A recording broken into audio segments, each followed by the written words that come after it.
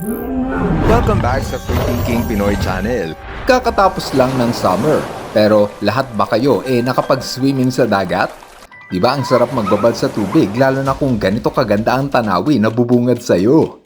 Pero paano kung isang araw biglang may higanting halimaw ang bumulaga sa'yo habang nagsiswimming? Anong gagawin nyo? May gana ka pa rin bang lumangoy sa beach kung may nakaabang na kalaban?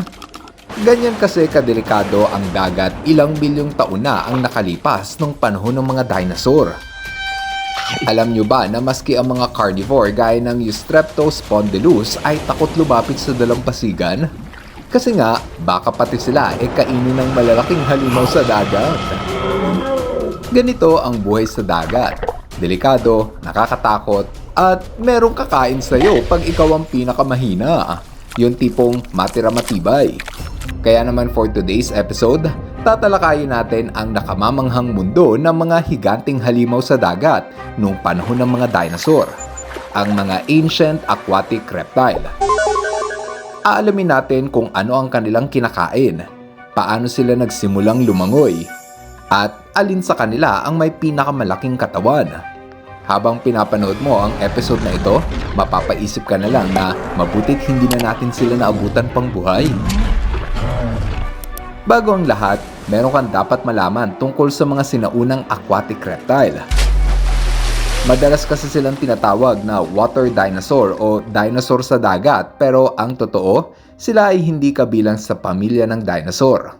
Opo, hindi po dinosaur ang mga hayop na ito. Gaya na lang ng mga Mosasaurus, ang pinakamalapit nitong kamag-anak ay ang mga ahas at bayawak, kaya hindi tama na tawagin silang dinosaur. Kaya nga ancient aquatic reptile ang tawag sa kanila at hindi aquatic dinosaur. Sa ngayon, ang mga Spinosaurus pa lang ang kinikilala ng mga paleontologists bilang semi-aquatic dinosaur dahil posible daw na sanay itong mamuhay sa tubig. Unang nadiskubre ang lahi ng mga sinaunang aquatic lizards noong taong 1764 nang mahukay ng French anatomist na si Georges Cuvier ang buto ng Mosasaurus sa bansang Netherlands. Ayon sa kanilang pagsusuri sa buto ng Mosasaurus, maaaring namuhay raw ito 90 to 60 million years na ang lumipas. Sa unang tingin pa lang sa buto, alam mong nakatira ito sa tubig dahil sa forma ng kanilang katawan. Tsaka, meron pa nga silang mga palikpik na parang sa isda.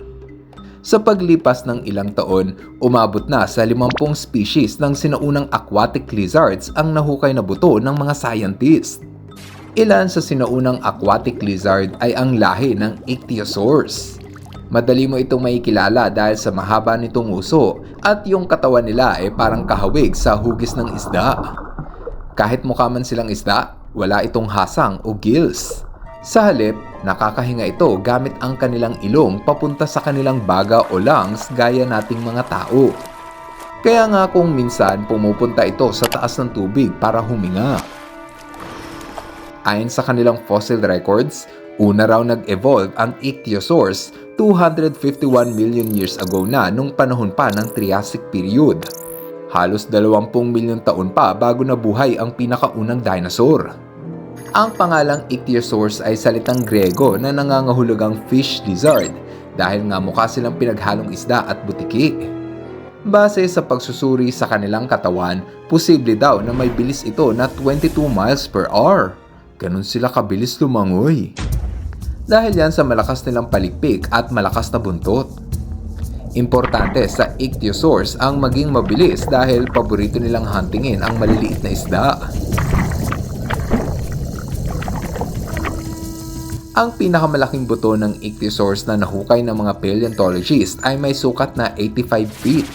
Samantala ang pinakamaliit naman ay may haba lang na 2 talampakan.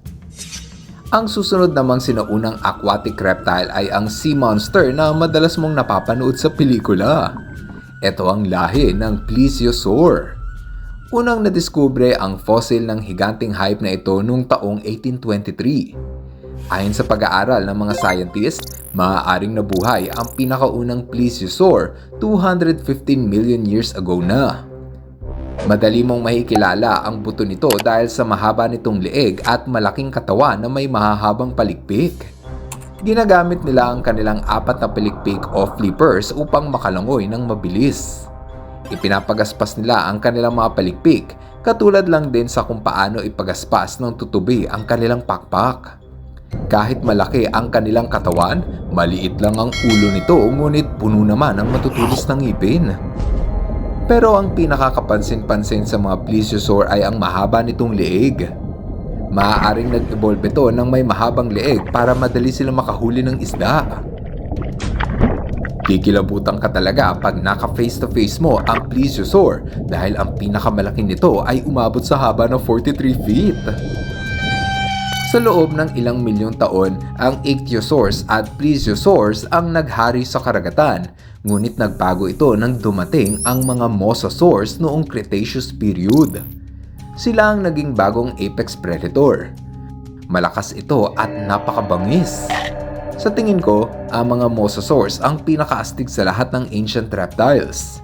Meron itong malaking ulo at malakas na panga para humuli ng malalaking hayop. Matutulis ang ngipin nito kaya siguradong walang takas ang mga biktima. Kaya naman mabuti na lang at hindi na natin naabutan pang buhay ang mga mosasaurs. Naniniwala ako na ito ang pinakadelikadong maninila na nabuhay sa buong kasaysayan ng karagatan. Ilan sa mga halimbawa ng mosasaur ay ang Tylosaurus, Plotosaurus, Mosasaurus at Prognathodon. Ang pinakamalaki nito ay ang Mosasaurus at Tylosaurus, parehong may haba na 30 to 50 feet.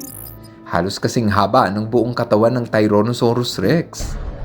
Nag-evolve ang mga Mosasaurus ng may mahahabang katawan, mahabang buntot at malaking palikpik para makalangoy sila ng maayos. Wala itong pinapalampas na pagkain dahil kakainin nito kahit anong magkasya sa kanilang bibig. Kung minsan pa nga kumakain din ito ng kanilang kapwa, kaya para na din silang kanibal sa sobrang katakawan. Maaaring magkaiba ang itsura ng ichthyosaurs, plesiosaurs at mosasaurs pero pare-pareho lang sila na may palikpik na parang isda. Yung palikpik o flippers nila ay may buto na katulad sa buto ng daliri ng ibang hayop. Ang buto ng daliri na ito ay palatandaan na dati silang namuhay sa lupa bago sila nag-evolve para mamuhay sa dagat.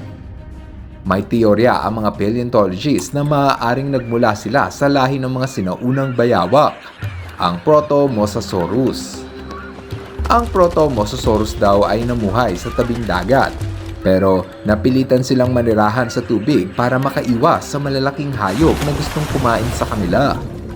Habang tumatagal, natuto silang humuli ng pagkain sa dagat. Kumbaga, nasanay na silang mamuhay sa tubig. Simula noon, unti-unti nang nag-evolve ang mga bayawak at ang kanilang mga kamay ay napalitan na ng palikpik. Sa pagdaan ng maraming taon, ang mga aquatic reptile ang naging hari ng karagatan. Tila ba wala nang ibang dinosaur ang kayang makatalo sa kanila.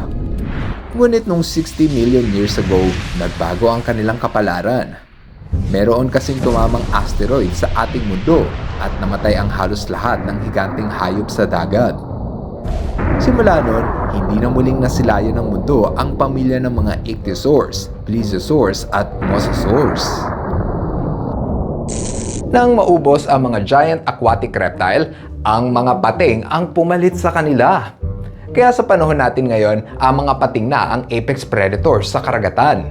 Sa tingin ko, mas okay na yon na pating ang nasa dagat kaysa sa mga higanting reptiles. Ano kaya mangyayari sa atin kung meron pang mga ganitong halimaw sa dagat? Makakapag-swimming pa rin ba tayo? Meron kayang tao na maglalakas ng loob na mamangka para humuli ng isda? O kaya, maski ba ang barko ay kayang palubugin ng mosasaurs? Parang nakakatakot isipin, no? Basta, pasalamat na lang tayo dahil wala na sila. Kung ikaw ang tatanungin, alin sa mga ichthyosaurs, plesiosaurs at mosasaurs ang paborito mo? Para sa akin, paborito ko ang mga mosasaurs kasi maski ang T-Rex ata ay hindi sila kayang talunin ng one-on-one. Kung ano man ang paborito mong ancient aquatic reptile, pa-comment na lang sa ibaba ng video nang mabasa namin. At kung nag-enjoy ka sa mga ganitong klase ng content, siguro ay tama lang na mag-subscribe ka sa FTP channel. Libre lang ang mag-subscribe at wala tong bayad ha. Kaya natuto ka na, nag-enjoy ka pa, di ba? Ngayon, andito na tayo sa ating shoutout portion. Hello kay Ali Hasim. Hello rin kina Samantha at Percy Jai Poblio. What's up kina Angelo Ramiros, Carl James at Raizo. Cyrus John Polar Melejon. At kina Ruel, Jello, CJ Renante at happy birthday kay Potpot. Maraming salamat sa inyong panonood. I'll see you guys on our next video. Bye-bye! Hello mga ka-FTP! Ako si Nomer at nagpapasalamat sa inyong panunood.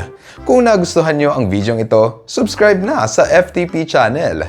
Don't forget to hit the subscribe button para updated ka sa mga bagong videos. Paalam!